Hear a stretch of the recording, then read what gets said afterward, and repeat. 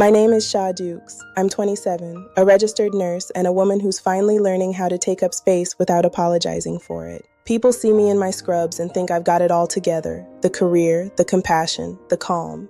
But what they don't see is the journey behind it. Nursing wasn't just a job for me, it was survival. It was the one place where I could give the kind of care I never really received at home. My mother and I, our relationship has always been strained. She loved me, but her love came with edges. Sharp words, cold silences, expectations I could never meet. Growing up, I learned to read her moods like vital signs, always assessing, always adjusting, always trying not to set anything off. And even now, at 27, a part of me still wants her approval, still wants her to say she's proud. But I'm learning that healing doesn't always come from the person who hurt you. Sometimes it comes from choosing yourself. That's why I'm going back to school soon. I want to become a family nurse practitioner, not just for the title, not just for the money, but because I want to be the kind of provider who sees people fully, the way I wished someone had seen me. I want to build a life that feels gentle, a life where my softness isn't a liability, a life where I'm not shrinking to make someone else comfortable.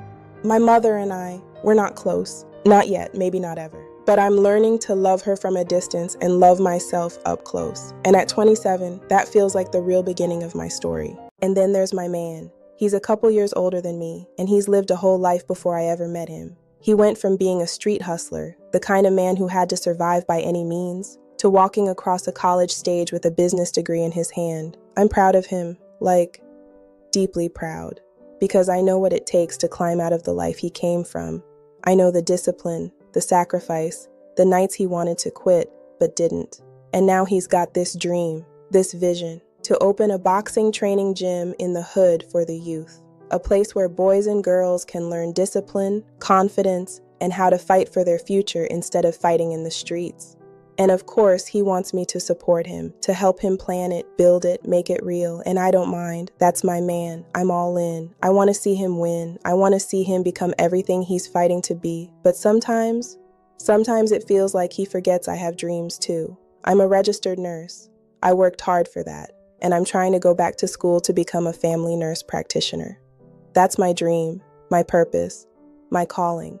But when he talks about his goals, his plans, his future, mine get quiet. Not because I don't have anything to say, but because he doesn't always leave space for me to say it. I don't think he does it on purpose. He's just used to surviving alone, used to pushing so hard for his own dreams that he forgets I'm pushing too. And I love him, I really do. But I'm learning that loving a man and losing yourself are two different things, and I refuse to shrink my dreams just to fit inside his. I'm juggling long shifts, a strained relationship with my mother, and supporting my man while he builds his dream of opening a boxing gym for the youth. Life is a lot, but even with everything on my plate, I'm still a girl's girl. I show up for my sisters, and they show up for me. Brooklyn is my firecracker. She reminds me to live, to laugh, to stop carrying everything alone. She'll pull up on me in a heartbeat, no questions asked, just vibes and loyalty. Eleanor is my calm. She gives me wisdom, grounding, and the kind of love that feels like a warm blanket after a long day. She listens to me the way I listen to everybody else. And me? I'm there for them the same way. I'm the soft place they land, the one who checks in, the one who holds space when life gets heavy. No matter what I'm carrying, I never stop being there for my sisters. That's who I am. That's who we are. I know there is somebody out there who feels me.